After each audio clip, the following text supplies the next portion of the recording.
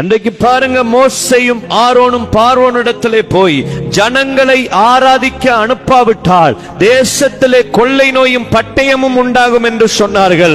கர்த்தரை ஆராதிக்கிற ஆராதனைகள் குறைந்து போகிற பொழுது, கர்த்தரை ஆராதிக்கிற ஆராதனைகள் அற்று போகிற பொழுது ஒரு தேசம் பஞ்சத்துக்கும் கொள்ளை நோய்க்கும் முகம் கொடுக்க ஆரம்பிக்கிறது. பிரியமானவர்களே, பார்வோனுடைய இருதயம் கடினப்பட்ட பொழுது ஜனங்களை அனுப்ப மாட்டேன் என்று உறுதியாய் நின்றான். 10 வாதைகளை கர்த்தர் அனுமதித்தார். 10வது வாதையை அனுமதிப்பதற்கு முன்பதாய் கர்த்தர் மோசேயை பார்த்து சொன்னார், இந்த ஒரு வாதையை எகிப்தின் மேல் வரப்பண்ணுகிற பொழுது அவர்கள் இவ்விடத்திலிருந்து உங்களை போக விடுகிறதும் அல்லாமல் இவ்விடத்திலிருந்து உங்களை துரத்தியும் விடுவார்கள் என்று.